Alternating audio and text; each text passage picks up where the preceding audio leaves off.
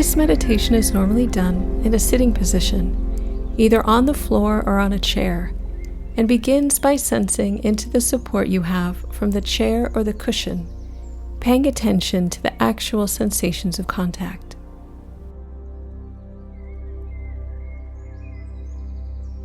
Finding a position of stability and poise, upper body balanced over your hips and shoulders in a comfortable but alert posture, hands on your lap or your knees, arms hanging by their own weight like heavy curtains, stable and relaxed.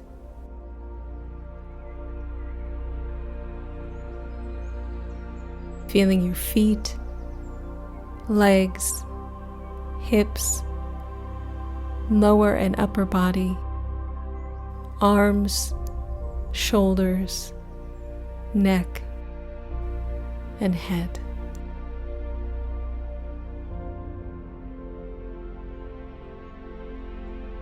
And when you are ready, allowing your eyes to close, bringing awareness to your breath, the actual physical sensations, feeling each breath as it comes in and goes out.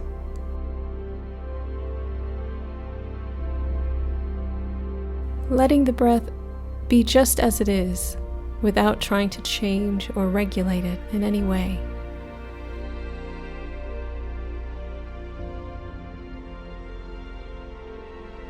Allowing it to flow easily and naturally with its own rhythm and pace. Knowing you are breathing perfectly well right now. Nothing for you to do.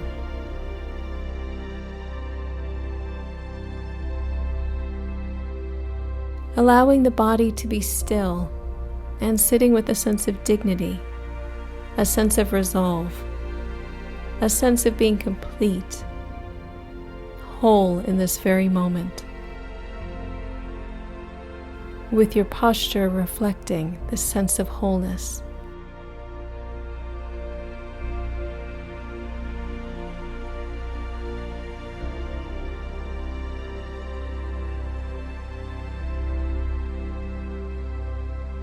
As you sit here, letting an image form in your mind's eye of the most magnificent or beautiful mountain you know or have seen or can imagine.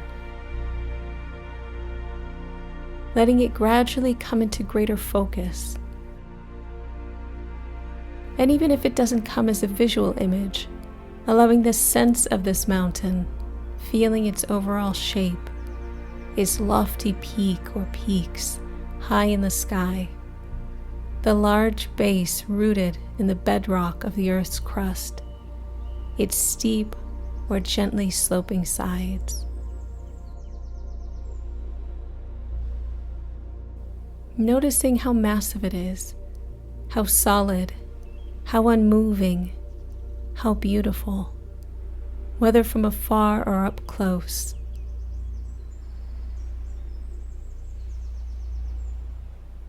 Perhaps your mountain has snow blanketing its top and trees reaching down to the base, or rugged granite sides.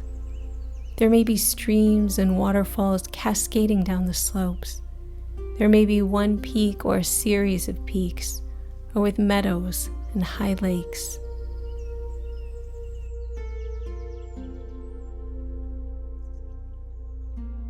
Observing it, noting its qualities, and when you feel ready, seeing if you could bring the mountain into your own body, sitting here so that your body and the mountain in your mind's eye become one, so that as you sit here, you share in the massiveness and the stillness and majesty of the mountain.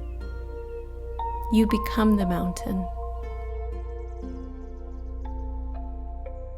Grounded in the sitting posture, your head becomes the lofty peak, supported by the rest of the body and affording a panoramic view.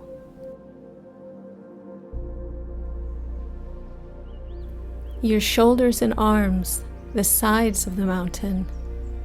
Your buttocks and legs, the solid base, rooted to your cushion or chair, experiencing in your body a sense of uplift from deep within your pelvis and spine.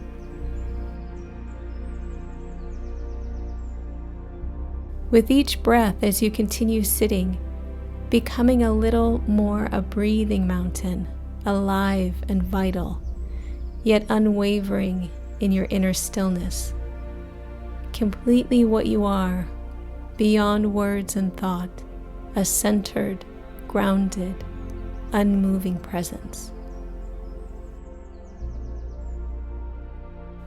As you sit here, becoming aware of the fact that as the sun travels across the sky, the light and shadows and colors are changing virtually moment by moment in the mountain stillness, and the surface teems with life and activity.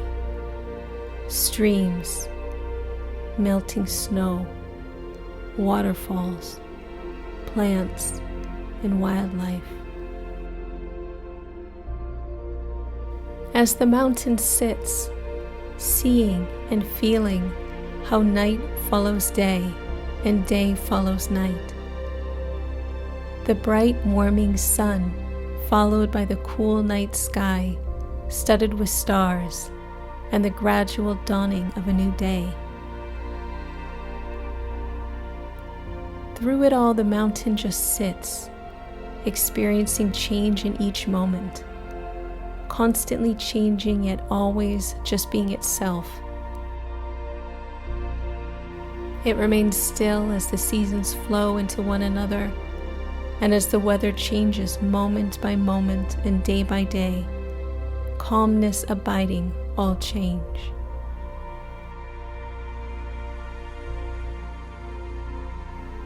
In summer, there is no snow on the mountain, except perhaps for the very peaks or in crags shielded from direct sunlight.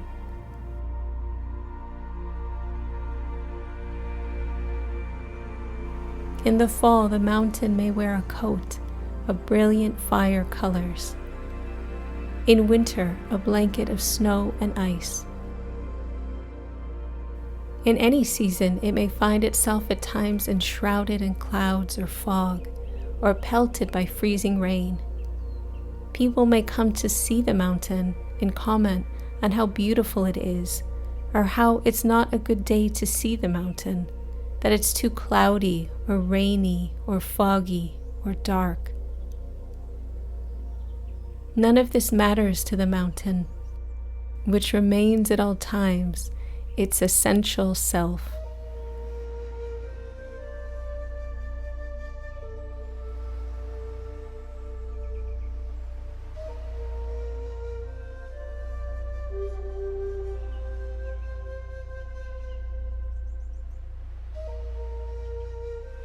Clouds may come and clouds may go. Tourists may like it or not. The mountain's magnificence and beauty are not changed one bit by whether people see it or not. Seen or unseen, in sun or clouds, broiling or frigid, day or night. It just sits, being itself.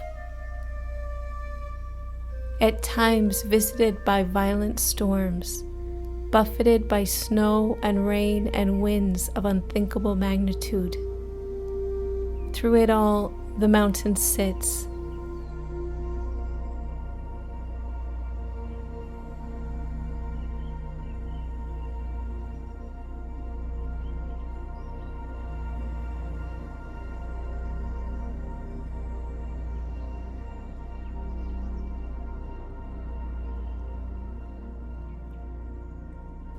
Spring comes, trees leaf out, flowers bloom in the high meadows and slopes, birds sing in the trees once again, streams overflow with the waters of melting snow.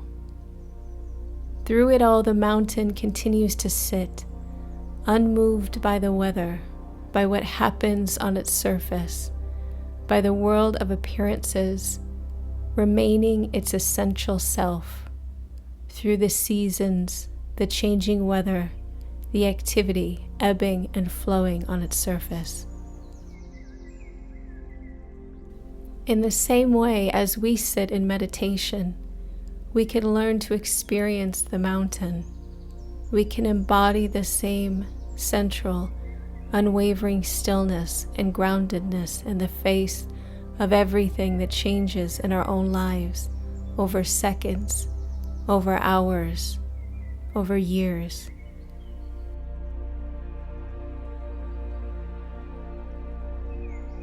In our lives and in our meditation practice, we experience constantly the changing nature of mind and body and of the outer world. We have our own periods of light and darkness, activity and inactivity, our moments of color and our moments of drabness. It's true that we experience storms of varying intensity and violence in the outer world and in our own minds and bodies, buffeted by high winds, by cold and rain. We endure periods of darkness and pain, as well as the moments of joy and uplift. Even our appearance changes constantly, experiencing a weather of its own.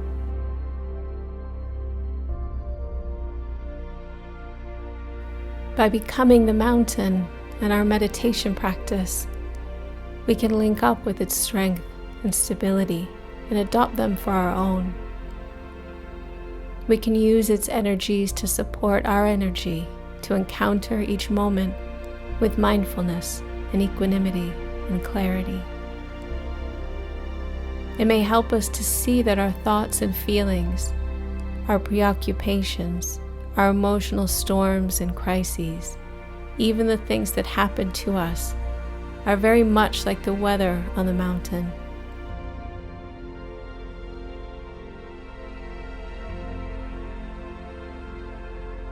The weather of our own lives is not to be ignored or denied.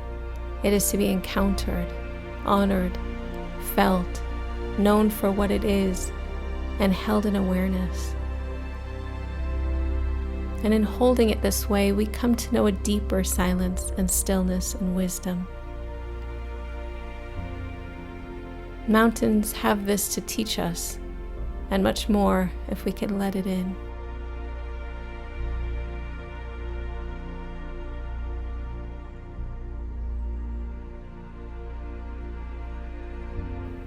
So if you find you resonate in some way with the strength and stability of the mountain in your sitting, it may be helpful to use it from time to time in your meditation practice to remind you of what it means to sit mindfully, with resolve and with wakefulness, in true stillness.